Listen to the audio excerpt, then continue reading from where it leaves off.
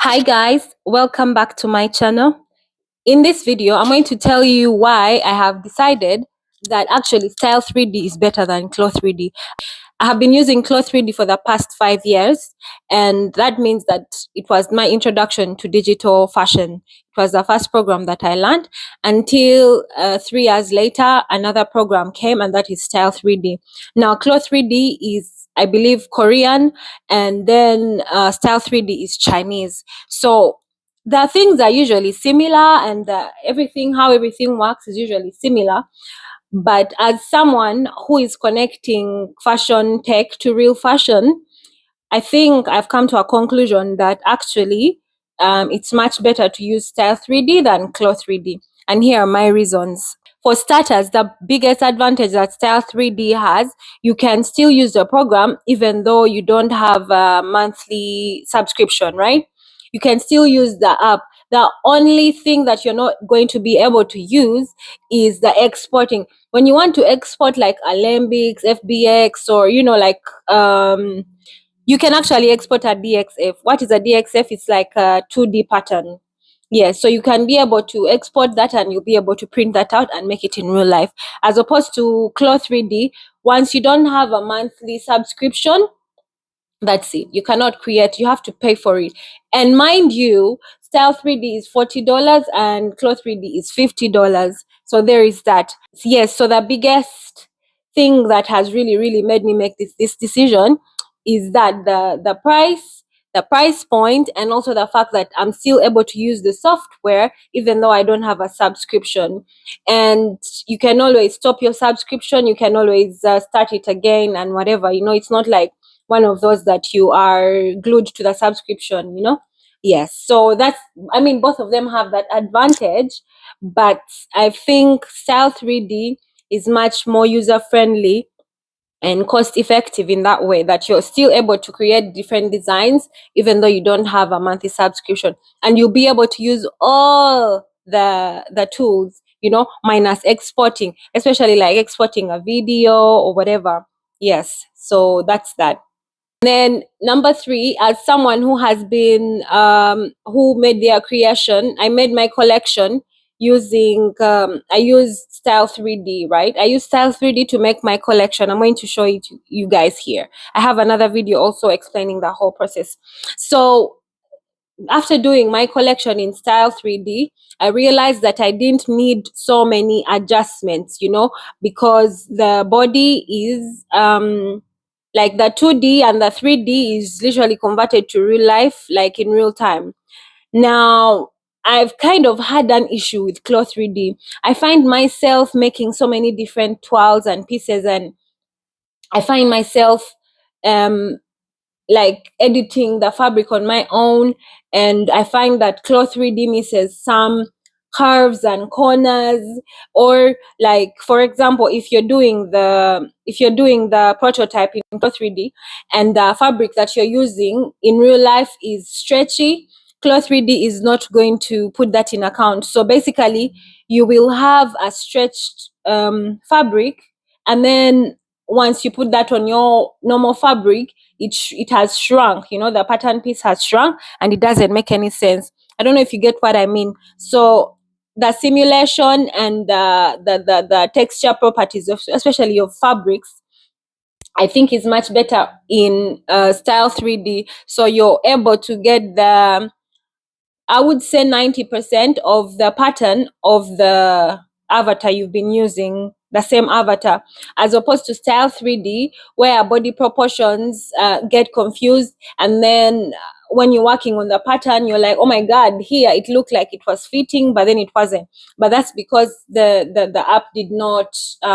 did not put into account that this fabric is not stretchy, or, you understand what I mean? Yes, there is that. So that's the other thing I've not really appreciated about CLO3D. So the other thing that has made me make this decision, you guys, is actually it's simple, but not really simple.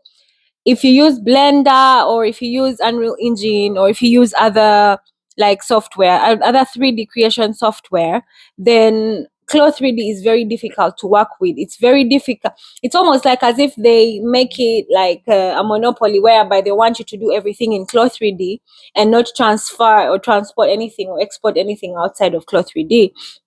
So I don't know how that is a difference in Marvelous Design, because Marvelous Design, the people who use Unreal Engine, the people who use Maya usually use Marvelous Design, but designers and professionals are using CLO3D. So where Style3D comes in and is at an advantage is that once you're exporting something like an FBX or an Alembic, or you're exporting a LGTF to another software like Blender, you know, everything like the eyes, the ears, the skin, everything is going to be transferred to Blender, and all the textures will be transferred. I had such a hard time with the CLO3D transferring any texture, and then it gets lost, and then Blender is not reading it because CLO3D is restricting that function somehow. So I found it difficult to work with CLO3D in that regard. Like, it's very rigid, you know, and I find myself just using CLO3D within CLO3D. So again, that's back to my point that it's not flexible when it comes to you using other 3D applications, and that's a big red flag if you're trying to stick to CLO3D. The last one that I'm going to talk about, which is very important for most fashion designers, is that I believe that Style3D maintains the body version of your client, you know, like the dimensions, and the app is designed to accept different body types, as opposed to CLO3D. Once you put in proportions that are not really model-esque or whatever, it kind of crashes, it kind of just disfigures itself, right? So you find that different body types, like that are not like unconventional body types, would crash in CLO3D, and they were working very well in Style3D. So that's the very main issue that I have with Style3D as well, because on top of it giving you different, like the stretch in the fabric and whatever, so making the pattern smaller than it actually is, it's also disproportionately giving you somehow different body styles. So there is no way that I should be making a tour 3 times because the pattern is wrong. You understand? So yes, you guys, I hope you learned something. Yeah, okay, so you guys, before I finish, don't disregard CLO3D, because CLO3D has its own advantages that I will talk about in a different video, but mostly these are the ones that I have come to a conclusion to.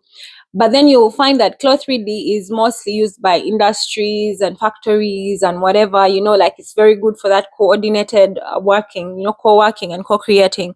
So don't disregard CLO3D yet if you haven't used it to its fullest. I still use both, and I will come back and I will tell you the issues that Style3D has. So yes, I hope you learned something. You guys, I have my CLO3D masterclass, 2 classes, one in depth and one is just to get you conversant with CLO3D.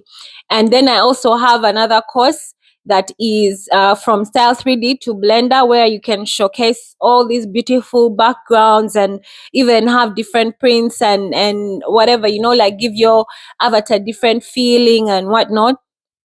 Then you'll be able to learn from that. The link is in my bio, and these courses are on Udemy, so support me over there.